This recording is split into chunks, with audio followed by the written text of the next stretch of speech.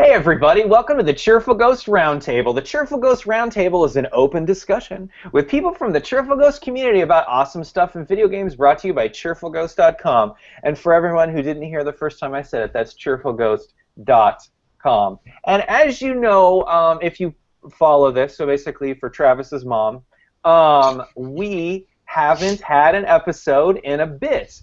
And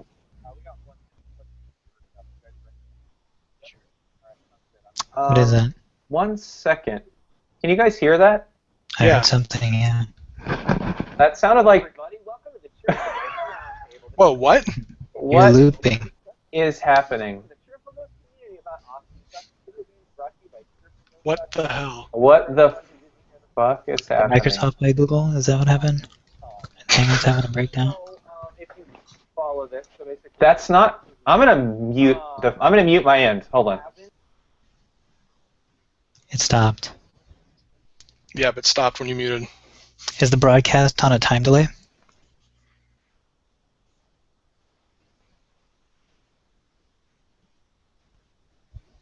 Okay, guys. Anyways, so I apologize for whatever that was. So I guess I was playing a video and the other thing that was this live stream at the same time. Anyways, apologies to the kids at home. So if you've been following us, we didn't have an episode for the longest time. We were actually the original reason was we were sort of respecting what was happening at Ferguson. We wanted to sort of show our support.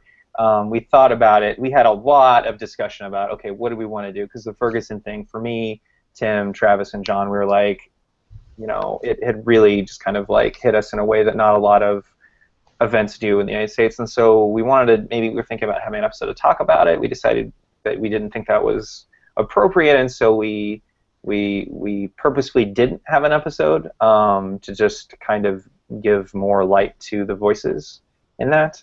It's kind of as respect for their community and what was happening. And then some other things happened in gaming that just kind of threw our mojo off. I'll just be honest with you. So and then after that, we just, you know, a few things happened. And so, anyways, we're back, and we're badder than ever. So just like Double Dragon, basically. So anyways, that was the worst analogy ever.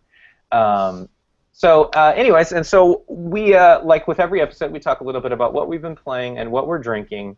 So we'll start with Travis. Travis, what have you been playing?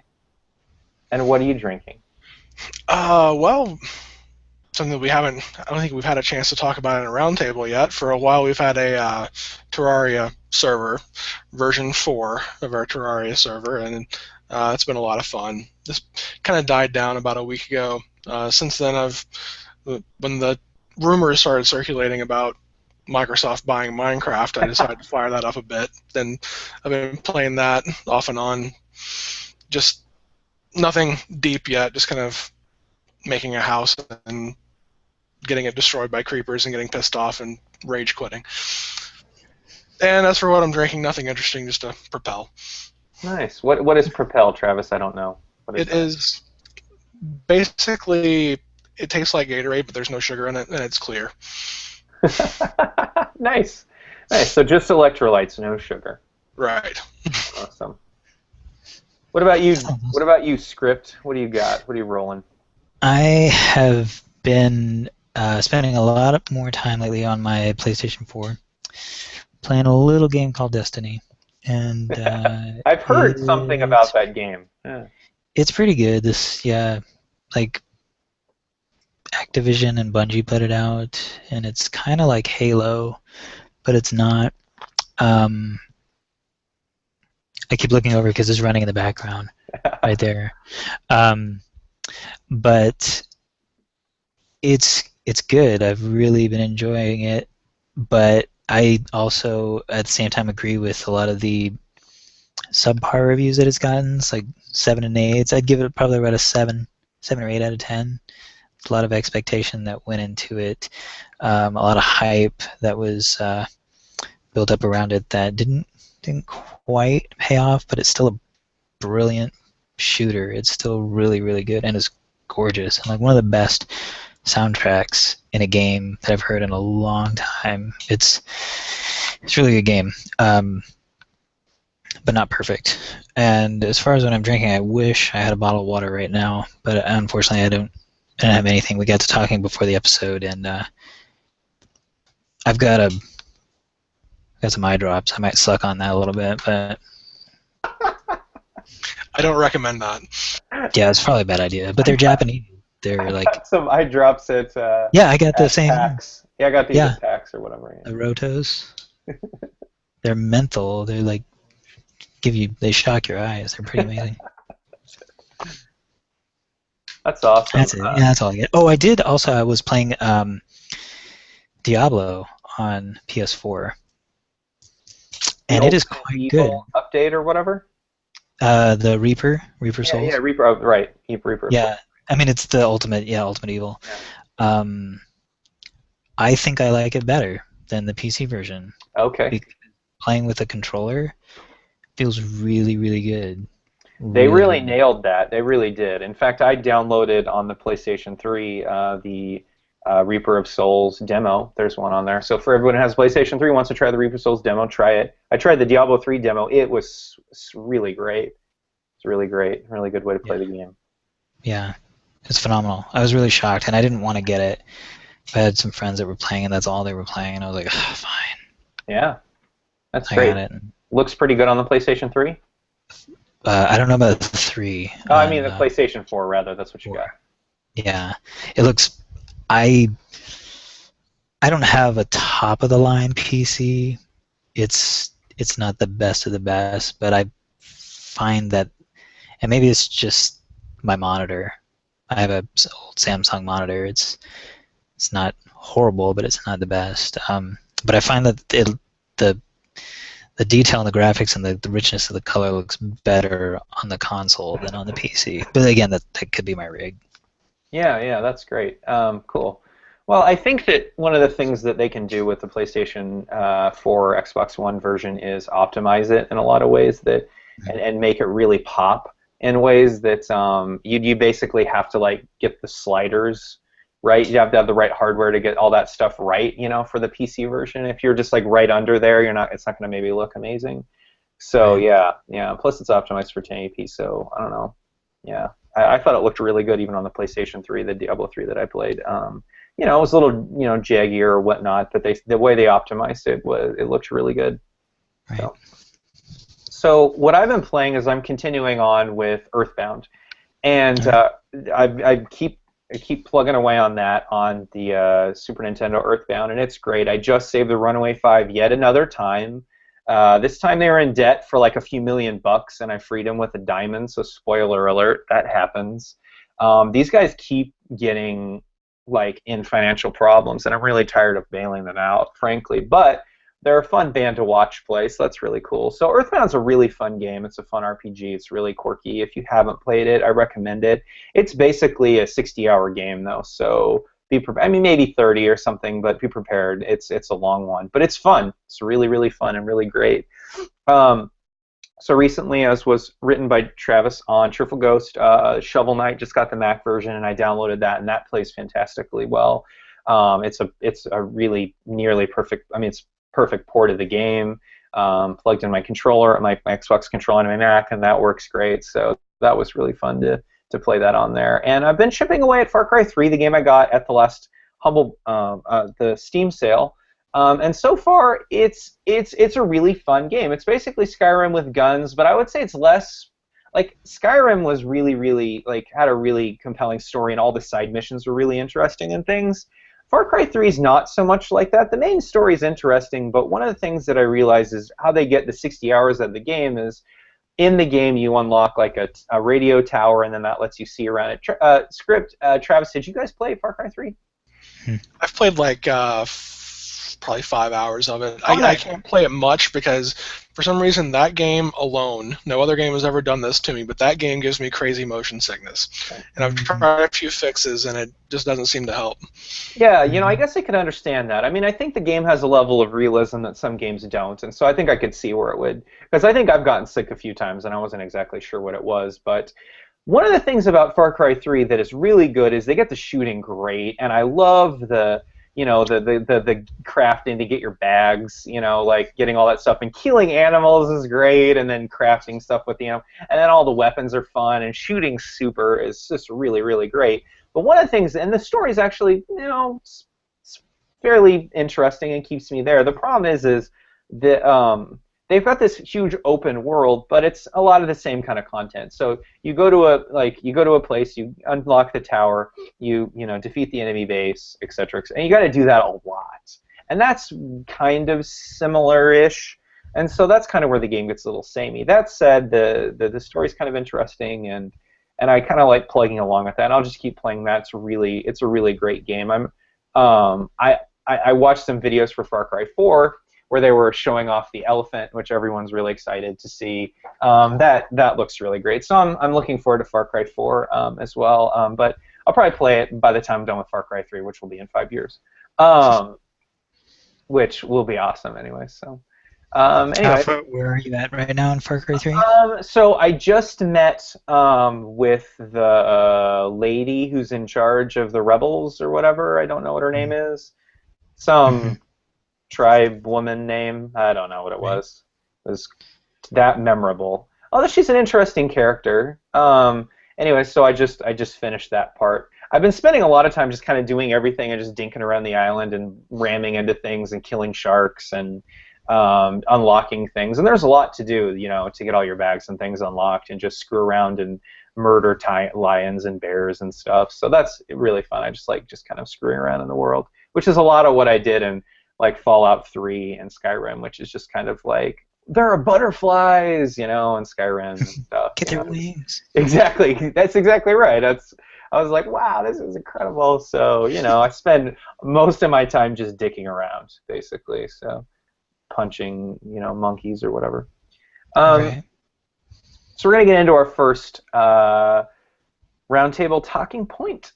Basically, this is kind of pretty big news that happened in the game industry just a little while ago, but Microsoft bought Minecraft. Actually, it didn't just buy Minecraft, it bought the company that created Minecraft called Mojang. And Mojang's the company that created, Minecraft and Scrolls and Cliff Horse, which was Notch's last game they released. I don't know if Mojang technically owns that game, but I don't think that's why Microsoft bought them. But that'd be interesting if Microsoft got the Cliff Horse IP and then they did like Cliff Horse 2 or whatever. But that's the secret, yeah. That's the secret game. That's their silver bullet, Cliff Horse 2. So it's kind of interesting. We wanted to talk about it a little bit. It's not just that it was for a crazy amount of money, $2.5 billion, or that all the 3 founders are leaving after they sold it or whatever. But anyways, we just wanted to talk a little bit about that and maybe a little bit about Minecraft and just kind of how we look at Minecraft and our experiences with Minecraft and then maybe what the sale could possibly mean and stuff like that. So, Script, why don't you head things off? What do you think about Microsoft buying Mojang, the creators of Cliff Horse? I think it's, why not, I guess, but it's just frustrating. I don't know. It's just frustrating because it's like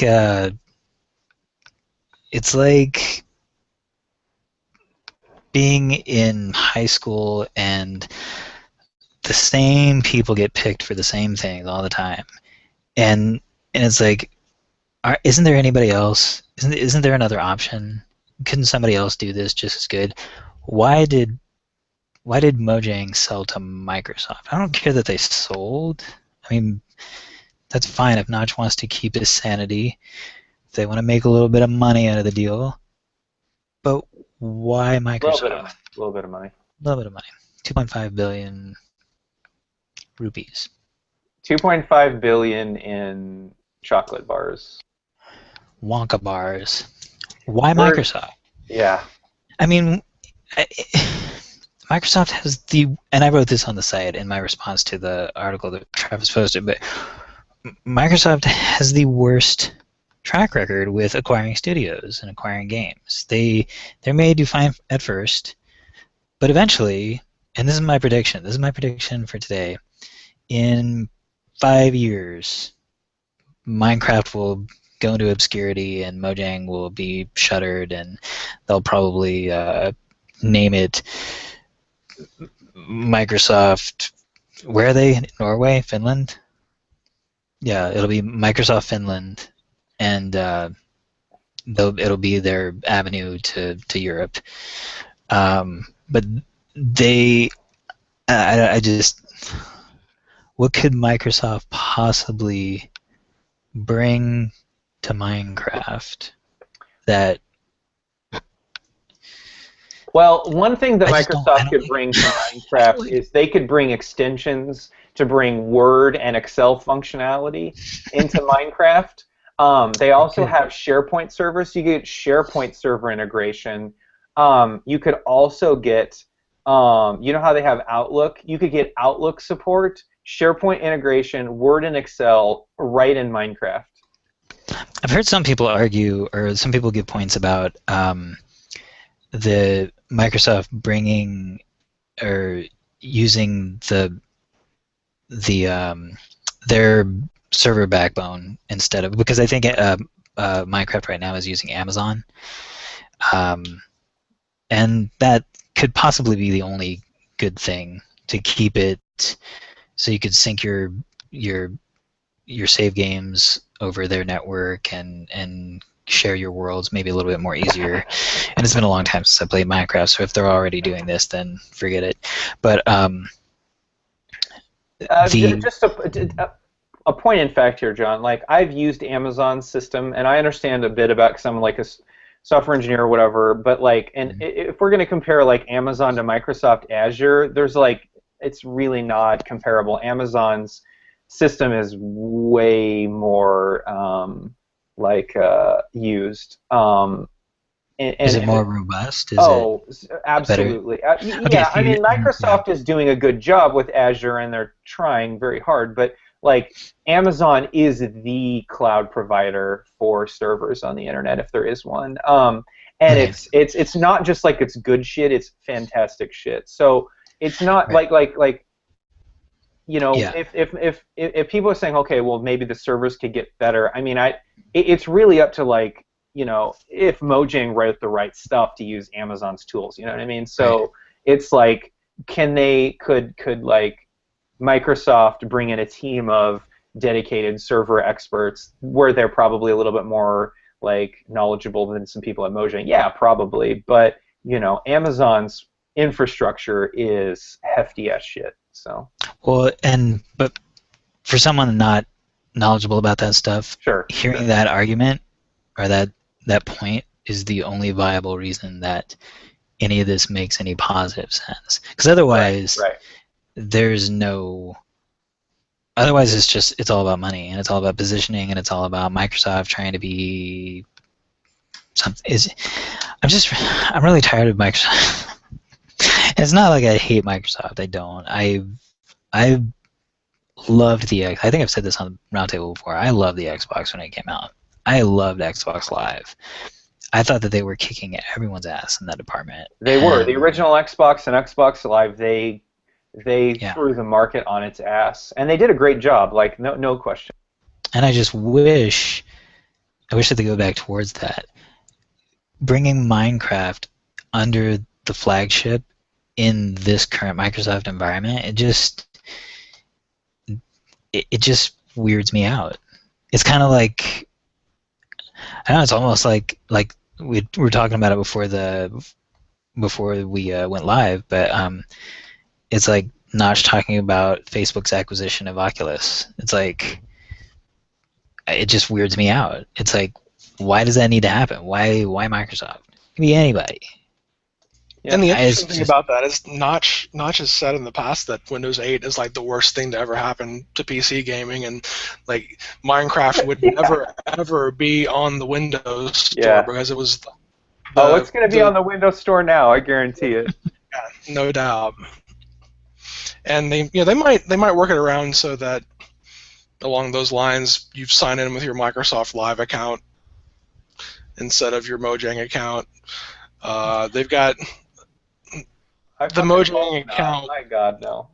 I've had fairly good luck with that. The Mojang accounts, they recently did, well, I say recently, like a year and a half ago, they switched everything over, and some people had problems with that, but Yeah, I mean, everything's sorted out now. No. I just mean I hope that Microsoft, like, we don't have to get Hotmail accounts to use Minecraft. Is what I'm saying. Oh, right, yeah. I don't think you'd have to do that. God, I hope not. It's gonna be mandatory. I don't know, man. Script. I'm with you. I don't think that everything needs to. I have a problem as well with a few companies owning everything, right? EA, Microsoft, Amazon, Facebook. They don't need to own everything in gaming. Steam, Valve even. They don't need to own everything. We don't need to have everything consolidate to one. I kind of liked having Mojang be the scrappy startup that kicks ass in gaming, and be an independent studio. Like you say, I don't really care so much that they sold. Yay, 2.5 billion. It's not about the money, but clearly 2.5 billion isn't $4. Yeah, that's that whole. Yeah, we were talking about this too. It's like, okay, fine, sell it. That's awesome. Really, are you gonna come out and say it's not about the money, you guys? I'm like one of you. I'm struggling just like you are. No, you're not. I mean, come on. I think you're a really cool guy, but you're not struggling. You're struggling with what? Listen. Just like how we rake leaves and they're so fucking heavy, like you rake those leaves up and they're like, it's like a ton of leaves. It's like money to him, okay? It's like pretend that those leaves are dollar bills, and that's his struggle. Like we struggle with leaves and rocks. He struggles with money. So please, we are very similar, okay? Just except leaves or cash. I take it back. I withdraw my comment. Thank you. But I agree. I don't want to see everything owned by 4 companies. I don't know, like Twitch got bought out by Amazon. Well, I mean, that's cool, but I'm glad it wasn't at least Google, and that happened while we were off the air too, right? So, I'm kind of glad Twitch didn't get by Google because Google owns YouTube, and I don't think Google needs to own everything. But they were bought by Amazon, and Amazon is big too, so it's like, well, I mean, maybe, I don't know. Yeah. But then again, who else can buy these companies, right? It requires a company with billions in cash. Right? Well, if it's not about the money, anybody could have bought it. Well, I got $5 for them. I'd have paid more than $5 for Mojang too, but it's not about the money. So maybe I should have tried talking to them then. If it wasn't about the money, then maybe I could have made the sale for $50 or something better. I'm just maybe a salesman. Yeah. You could have. We were talking about this before we went live. I'm curious to know who the other parties were, because they had mentioned that there was other people. Microsoft was one of a few people that could actually see the growth of Minecraft because they had the money to back it. And I'm wondering if there was anybody else that they were marketing to or that was trying to, court them for a sale of Minecraft. And I was just wondering if it was like a secret, they met at a Wendy's in Seattle, and we're just some of it could have come down to like the stability of the company. Microsoft is obviously not a perfect company. They're trying to stay relevant now, but they've got a ton of money and they're probably going to be around for a while. So, they may have thought selling to 2K games or something wasn't necessarily as good. Of course, 2K games probably wouldn't give them $2.5 billion either. No. Oh, Microsoft's going to probably be around, but is Minecraft going to be around under Microsoft's? You know what I mean? Yeah. What happened to Ensemble? Fear, actually, I don't have that same fear with Minecraft. And even if, let's say that everything Microsoft does at this point is garbage for Minecraft, we're still going to have Minecraft unless the game starts to suck, and I don't think it's going to suck. I mean, then like Minecraft 2 sucks, and then the Minecraft line of action figure sucks, and then like the T-shirts suck. I mean, it's funny because we've talked about Star Wars Episode 1, The Phantom Menace, a little bit. No, and by the way, it's no, the John, best of the prequels. no. But even though those movies existed, no one says that the original Star Wars movies are bad. So even if Microsoft, the original Star Wars movies aren't bad. Yeah, yes, you heard me. You think they're bad, the original Star Wars movies? Well, didn't he touch them up too? Didn't he? Oh, stick okay. his... Well, even before the changes, I'm just saying, like the original. Well, I'm talking about the original trilogy, right? Oh, okay. The unmolested original trilogy, right? That we grew up with, and we saw in the drive-in or whatever. That no one like people don't say that those are bad. Now they were changed, of course, over time, and there's a huge debate about that. But and I've got the versions that some nerd made of like chopping them up and making them as original as possible, and those are cool versions. I like those a lot. That said, so I think that I don't know if Minecraft. I think that people will still be talking about it even if it's less of a cultural thing, right? And it's still going to be cool, a cool game, unless they really screw it up, So. Well, I don't really think that they're going to meddle in it. I think they're smart enough to know that the person in charge of the whole project right now is doing a good job. I don't think Jens, right? Jens Bergstrom or something like that. I couldn't remember the guy's name. Yep. I've said this a couple times, but I think the best thing for them to do is to not do anything with it, and that's kind of my problem with Microsoft buying it, is that it could have been better served somewhere else. The game could have been better served by... Of course, I don't know if meddling with it at all, anybody, even like the best game developers on the planet, they would fundamentally change it. I'm not sure anybody would right now. I think one of the things I heard Microsoft say is they wanted to round the corners of the blocks. So there would be Did they really? No. That's insane. They wanted to put a rounded corners one. That was going to be the new default for Minecraft. So, and instead of punching, you kick trees. So. Yeah, that makes sense. They don't like the fist. They don't like the punching. It's too violent. They're gonna have a Killer Instinct Minecraft edition. Yeah, it's true. Well, look, That's what's gonna happen. They're gonna have editions. Like they're gonna have a Halo Minecraft edition. They're gonna have. Oh yeah, you're gonna see cross licensing for sure. I mean, I think you're gonna see like when a new game comes out, you're gonna get like a Minecraft. Like you'll have a bunch of Minecraft skins for the extra special deluxe version or whatever. No, really, you will, like on your Xbox One or whatever. Right. I imagine No, I was just thinking going to happen. They've been doing that for a while now with some. I don't know exactly. Microsoft exclusive stuff is probably what that stuff's going to be now. So probably, at least more of it. And you're probably not going to see that show up on PlayStation stuff. It's like you're not going to see that extra special goodness show up there. Yeah. But I mean, so as far so I'm totally with you. Script don't like to see the consolidation of power in one direction. I'm not exactly a huge fan of Microsoft. I'm not sure they're going to mess it up, but we'll see. I think the original game will stay good, and as far as I'm concerned, that's what I'd like. One of the biggest bummers, and we talked about this pre-show, which was Notch originally said that someday Minecraft is going to be made as an open source free software project, which basically means, if you don't know what that means, is that they would release the source code to Minecraft so that anyone could look at it, tinker with it, and build and alter it and change it over time. Since Minecraft is one of those really it's probably the most culturally significant game of the last, 10, 15 years, that would have been a great thing. That would have been a really awesome thing to get it as free as open source, so it could always live on. Like we could always have the code, we could always build it for modern platforms. It could always be relevant. One of the problems with old games is they become less popular is you can't run them anymore. It's really hard, and the only reason why old games get attention is because someone can monetize them. And so you'll see like awesome companies like Night Dive Studios, a company we've done a lot of awesome giveaways for.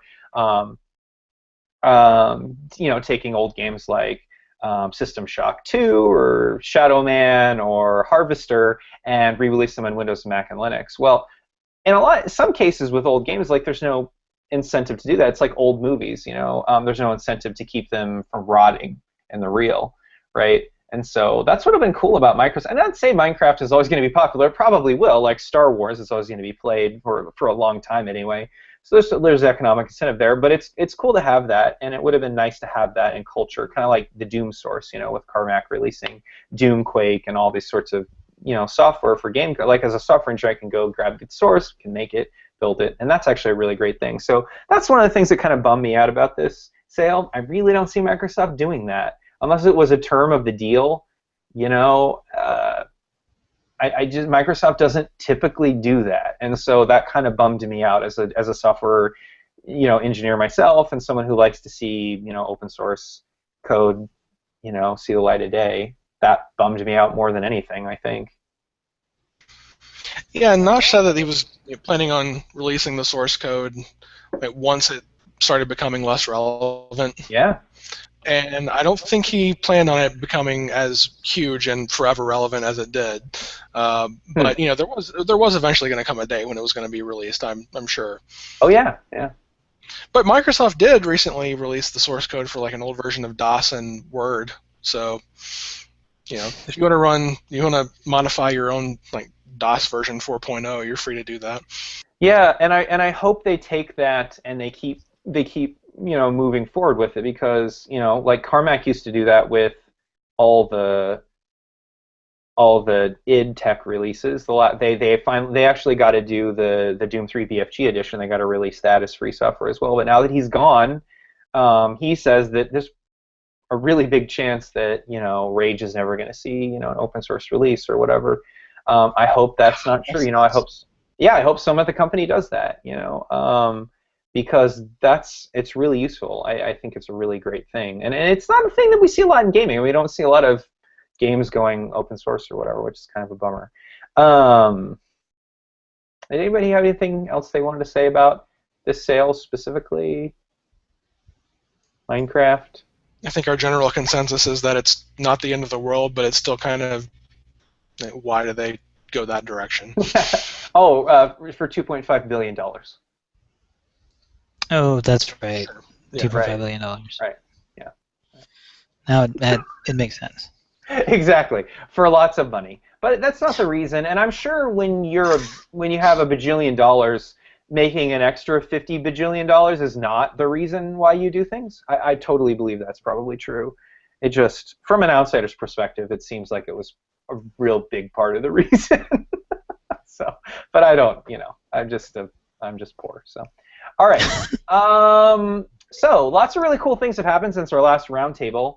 I'm just curious, like, what they were for you guys, like gaming news, some bit of like game release information. So what about you, Script? What happened since the last roundtable that was awesome in gaming for you? You can say nothing. Destiny? Did I already talk about Destiny? Yeah, you did a little bit, but you can keep talking about it. It's cool. I think you mentioned it once, yeah. So can you explain Destiny? Is it like some like, I don't know, is it like? Honestly, I don't want to get into it. I don't want to talk about it. I'm just using it as a reference. Okay. But since the whole Gamergate fiasco, yeah. I haven't really been paying attention to news and games. Okay. So I really don't know what's going on. Aside from the Microsoft Minecraft buyout, which I wouldn't have known about if you guys hadn't emailed it to me, because I'm just not paying attention. I've been working on illustrating, and I've been playing a veritable shit ton of Destiny. And yeah, so I honestly don't I don't know what's going on. I'll get back into it in a minute, I guess. It's just kind of, I needed to back off. I needed to pull back. I think we had kind of discussed some of this in private, just about all the crap going on. Oh my God. Yeah, absolutely. And it's I get it, but at the same time, it's like I needed to withdraw, take deep breaths, play some games. Yeah. Play There wasn't a whole lot of positive stuff out of that whole Gamergate thing. And like you, man, I had to back off from it too. It's like, I don't want to be a part of this conversation. Like, I do not want to be a part of this conversation. I don't want to fight with, I don't want to make enemies with people I have never seen in real life. Like that's the one thing about Gamergate. Like, you say something on one side that's, you know, like, I said this one thing that I probably shouldn't have said, where I'm like, this whole thing is because of sexism or whatever. And I just really angry at the time, and I don't know, whatever. And I'm not saying that there's not a component of it that's there, but like, people were responding to me that I had never even met before in really negative ways, and I'm like, whoa, like, I don't even know you, and you hate me. Like, I don't even want to talk. Like, wow, this is well, so... and that's the problem with. Were you on Twitter? Is that? Oh yeah. Yeah. See, and that's the problem with that platform is it's not. It's conducive for like maybe drawing attention to something or propagandizing something, but for actual communication, it's horrible. Yeah. And like, I made the mistake of what? Yeah, I made the mistake of going on to somebody else's feed and commenting on something that they said, and the only thing that they did within a 3-tweet correspondence, they had insulted me as many times, 3 times. All I was doing was asking questions.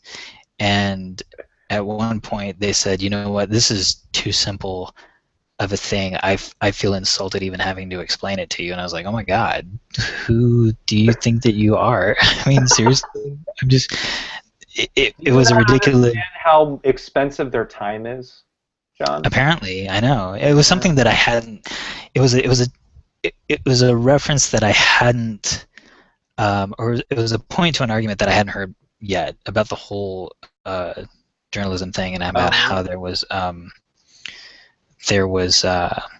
detraction in the move of Kotaku to ban its writers from supporting developers on Patreon, and I didn't understand where they were coming from, why they felt that there was detraction there, and they blew up at me, and I was like, well, you know what, forget it. I'm gonna not come on Twitter for a while, because it just didn't. I didn't understand.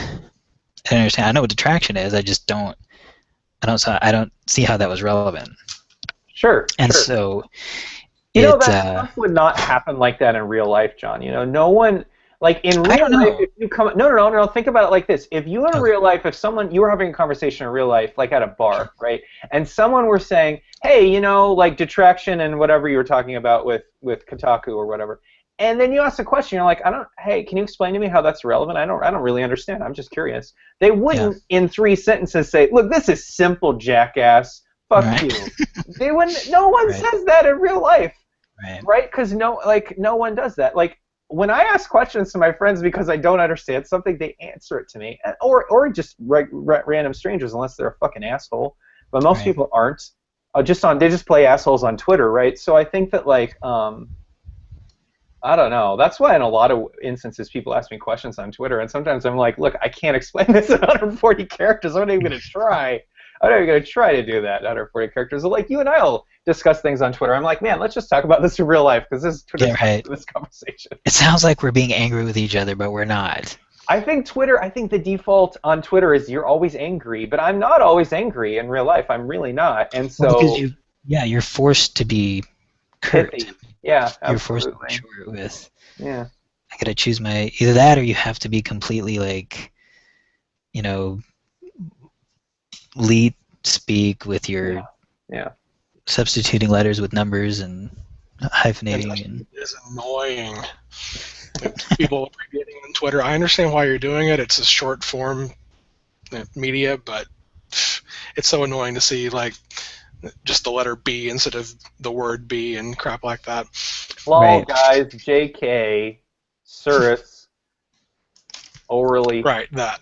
Yeah. Okay, God. I'm going to stop. I want to punch myself in the face. So, yes, So you really like Destiny. Gamergate doesn't sound like it was awesome, but stepping back, you stepped back, and that was good.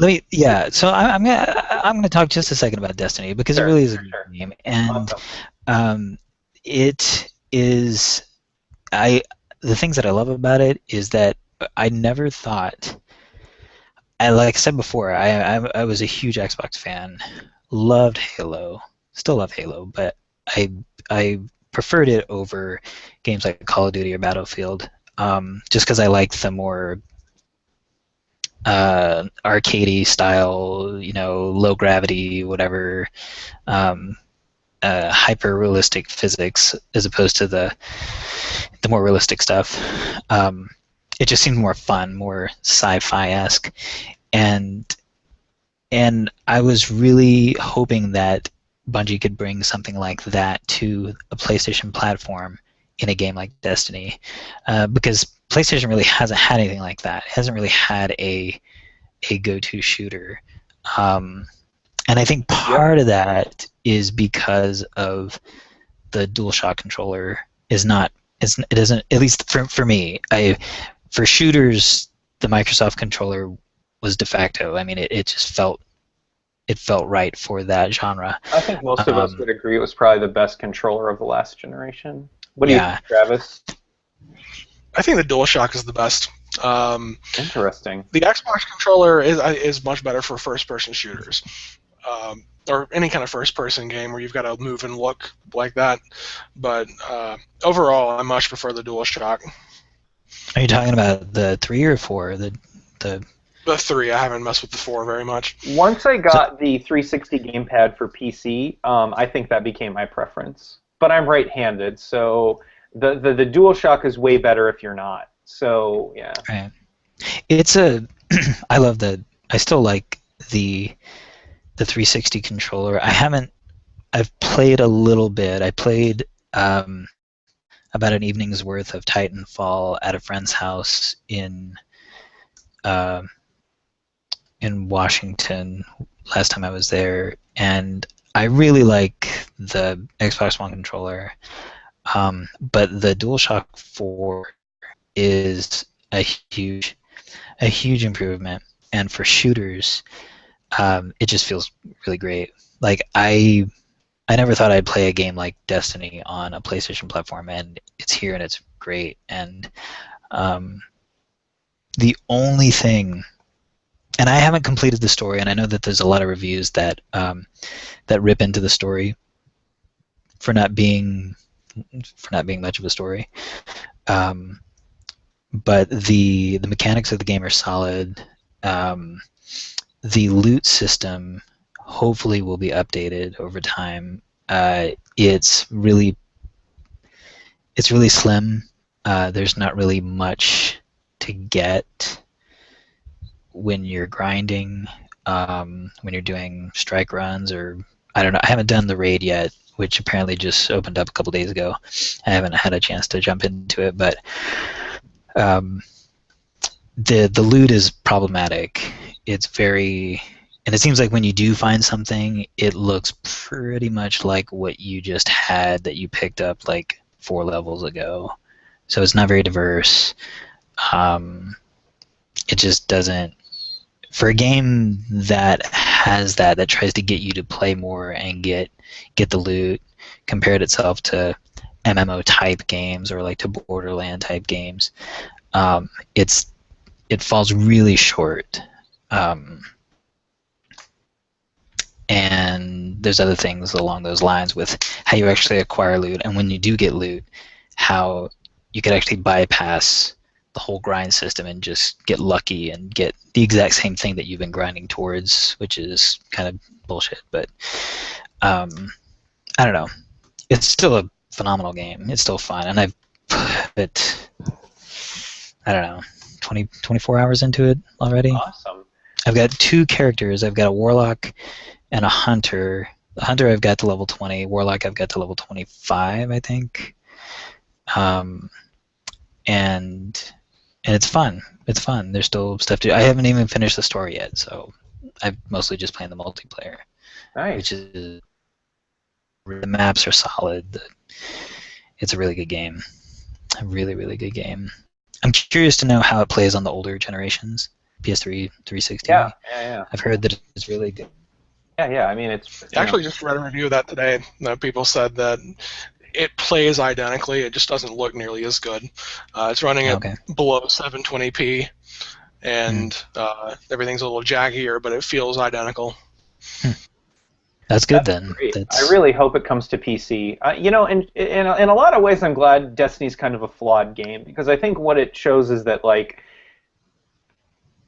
I think Bungie wants it to be the game that people were dreaming of, and so I think that over the next, you know, few years, it's going to become that game with DLC and all this sorts of stuff, and then free content or paid content or whatever. And one of the things that, like, and you absolutely did not crap on Destiny. It seems like you love the game, but you think it's not perfect, but you really like it. A lot of gamers have been kind of like, they were clearly, a lot of people's hype train was not met, and so a lot of gamers. It's like there's a split in gamers right now. It's the apologists that are like, shut STFU, the game's perfect. It's really good. It's not perfect, but it's great. And then there are people that are like, this game is stupid, and they're really crapping all over it or whatever, or it's just disappointing in a lot of people's minds.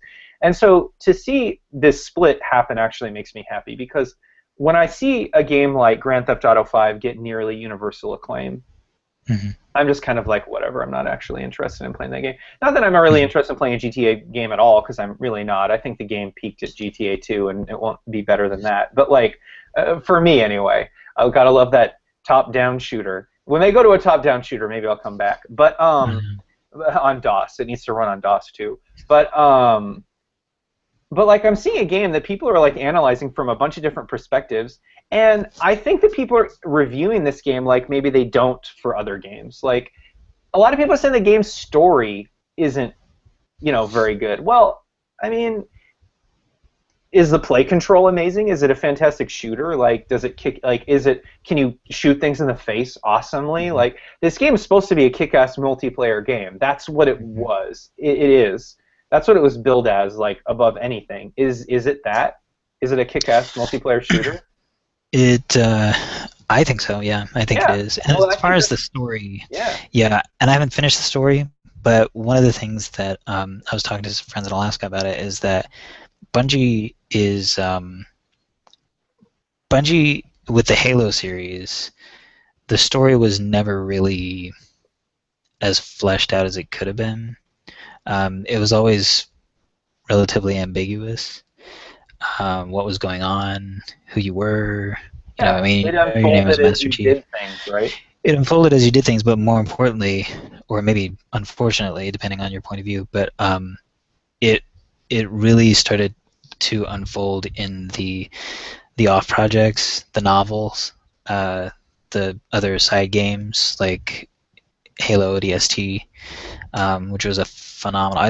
That's probably my favorite game in the whole series is ODST, because of the story, and that's a little more what I think people are looking for. They're looking for a Mass Effect 3 type depth of story with Halo style gameplay, and it's not that there's not depth there. It's just really, so far at least that I've seen, and I'm at Mars.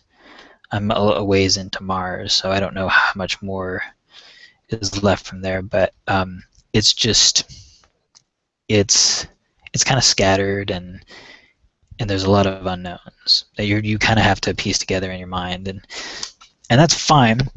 I don't have a problem with it so far. I really don't. I love the way that it's edited. It is a high quality. So far, it is. It's like what you would want a movie like Prometheus to be, without it being written by Damon Lindelof. Awesome. Yeah. Well, you know, it's funny because people say the story's not very good. It sounds like it was effective for you. I'm curious what these people would say. This is a good gaming story, right? Because in a lot of times, like, I've heard people say, "Oh, the story sucks. It's not existent." I'm like, great. Then what do you love, right? Because for me, like, when I'm playing a game, like, I like games like, I thought the Hotline Miami narrative was incredible, but please explain it to me. You know what I mean? Like, try, because it's so weird. But that's what I love about it, because it's on meth or whatever, you know. So Like the whole story, it's all skewed and everything. It's from the perspective of like a psychotic schizophrenic or whatever. That's how I looked at it. And I like open-ended stuff, so that's great. Anyways, Travis, what's been awesome to you in gaming that's happened in gaming since our last roundtable? Well, you had mentioned the Amazon buyout of Twitch earlier. That's pretty significant. I'm not sure what they'll do to help Twitch along. I'm sure their server infrastructure could really help them, amongst other things. But I'll mention for Tim, since he couldn't be with us, he was going to talk about the Humble Bundle out right now. Oh, yeah. And I think this is the first time they've had this massive physical package that I can Humble remember. Bundle 12. Yeah, this physical package looks great. I'll share it on the screen right now. So basically, this is the Humble Bundle 12. You've got Steam World Dig, Hammerwatch, Gunpoint, Prison Architect, Early Access, Papers, Please, Lufthauses, Gone Home, The Bridge, Monaco, Race the Sun, and this is what Travis was talking about. There's $65 or more to unlock this special pack, which it sounds like we're an ad for it, but we're not. You get a shirt, a sweet red vinyl LP, a floppy disk. I wonder what the fuck is on that floppy disk. They're really coy about it. They don't say. 2 stickers and a box. It looks so fun. Oh man, I want to get it too, but $65. Yeah, I really want to buy it. But I can't justify paying that much money for it because the shirt is badass. I would probably wear the shirt, but I don't really have a good record player. And that fucking LP on the wall, though, man, that would just be awesome on your wall. I so want it. Yeah. Oh man. Well, one big thing for me, aside from the Humble Bundle, is GTA 5 just recently announced a lot of changes coming in the new versions for PS4, Xbox One, and PC eventually. It's getting delayed a little bit. It'll be out in January. And it just looks like it makes this game what it was always supposed to be. I had so much fun with GTA 5, but it looks like with the addition of all the extra traffic and there's just more going on in the world, it looks fantastic. So I don't really have one big thing, but a few little things.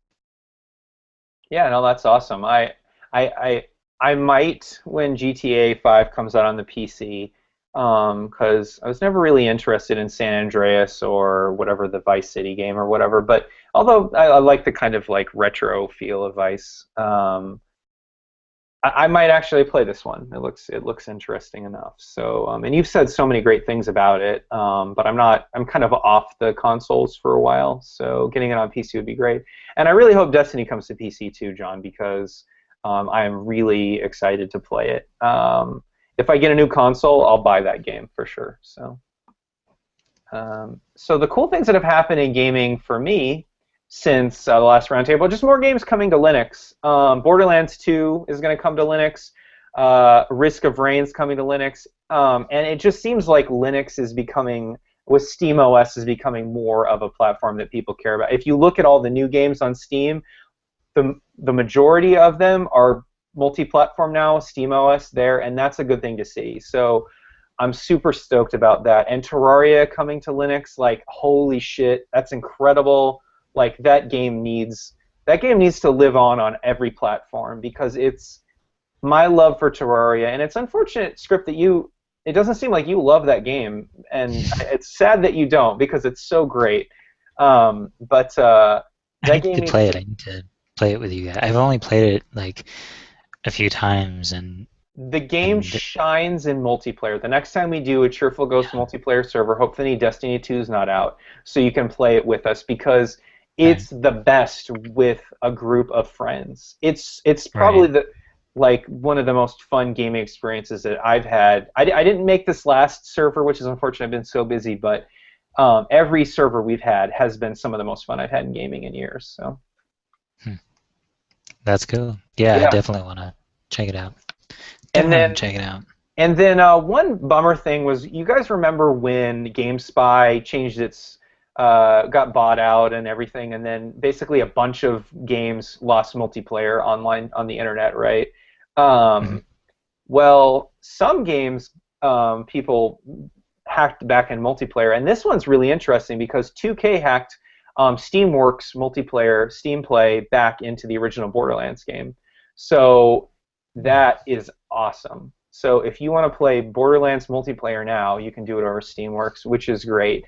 And it's funny because that game, Borderlands, is awesome, and I really hope that it actually gets the Linux treatment too, because I love it more than the second game. But yeah, that was really great to see that get. I wouldn't be surprised if they did. 2K has been really gung-ho on the Linux support lately.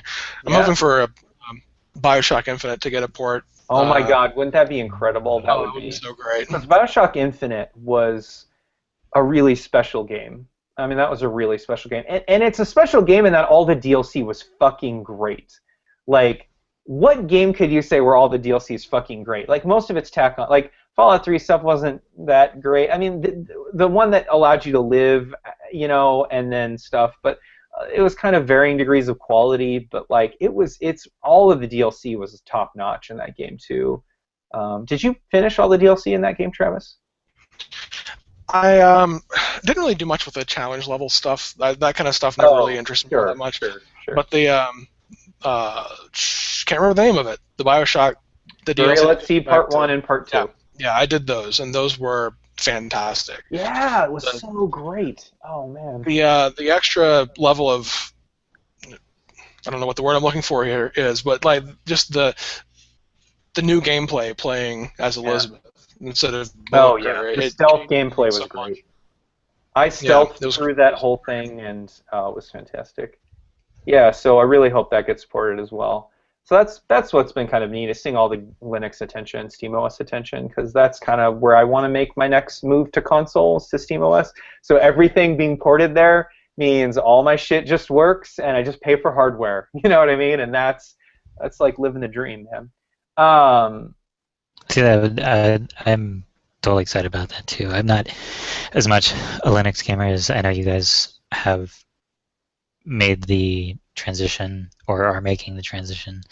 I want to, because I think that's a necessary part of the gaming future, not just the PC future, but gaming future is pretty cool. I just hope more and more. It'd be awesome. It'd be really cool if a lot of these, you know, the AAA and the indie games that are on consoles now could go to a SteamOS console or a Linux-based console. I would be thrilled with that. That'd be awesome. To be able to pick up my Borderlands game on my PC and then play it in the living room and then come back just seamlessly with cloud, like, that sounds incredible. Like, that's the dream, you know, that's the dream. So it's the dream. It's the dream. It's the dream, you know. So that's great. Yeah, so, you know, Script mentioned a little bit about the Gamergate thing. That's been a really hard time for gaming, I would say. We're growing, you know, and I think that it's like, you know, but as you grow, negative experiences can turn positive, but it's been rough. One of the things, though, that I wanted to focus on in this roundtable is more on the positive stuff about what gaming has done in our lives that's positive, because undeniably gaming is a positive thing. That it is. It has negative aspects, but it's a good thing. I would say it's good in general, you know. Some people might not, but I'm not going to listen to them. So I'm just curious, for us, what's been some really positive influences that gaming has had in our lives? Just curious. What about you, Script? What you got? Well, I think just as much as I've had fond memories of movies and music and books, games have represented that same stimulus for my imagination.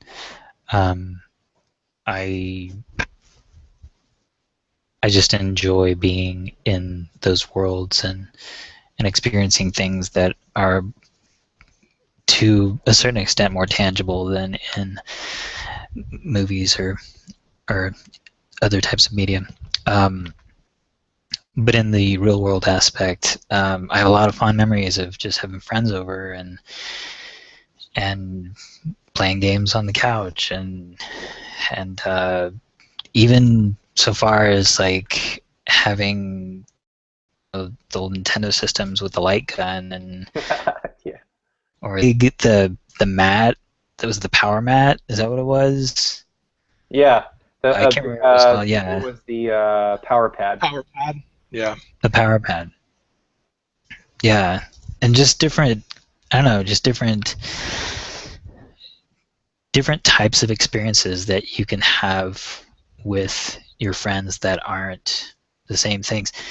PAX a couple years ago, when I got in on a game of Johann Sebastian Joust, and it's just one way that game makers can make experiences that are unique to this industry and the people that are in it, or the people that are consumers of it, and how those experiences can be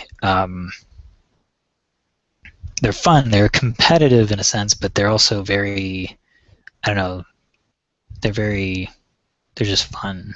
They're just fun, and they're most of the time, I would say that they more often bring people together than they split people apart. Unless you're really bad at Halo, then you might. It's like we used to play Monopoly when I was a kid, and me and some friends and my brother would my brother Max, he would always lose, but he would always go out like the first hour that we played, because he made some unwise purchasing decisions, and that's never fun. And there's some gaming situations that are like that, some video game situations that are like that, when you're just really good at a certain game and the person that you're playing with is just maybe not as good at that particular game. So you go find something else that everybody can play. But I don't know. I like the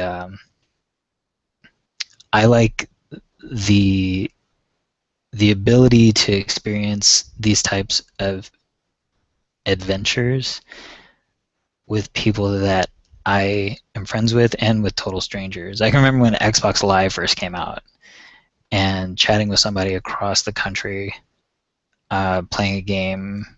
It was bizarre. It was like opening up a whole new world of interactivity and meeting people and coming together in not knowing anything about them in a virtual space and playing something together, a shared interest. And it's I don't know. I haven't really experienced anything like that in any other type of media. Because movies, you go to a movie with friends and you just sit there. You don't talk unless you talk afterwards. But mostly it's just, you just go to a movie, sit there for 2 hours, go home, and it's just not very interactive. I don't know. Yeah. And plus, eye-hand coordination. That's increased tremendously.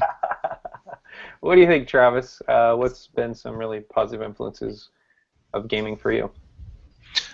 Some of my favorite memories of gaming are second year of college.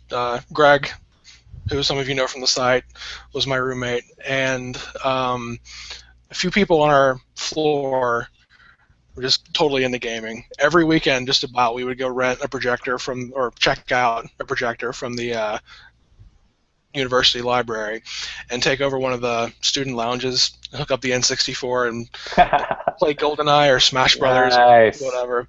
Nice. And like, a few of us were all obsessed with Final Fantasy 8 and 9 during that time. And just at one point we had that came out on the PC and original PlayStation at the same time. At one point there were 3 people in one room playing Final Fantasy 8.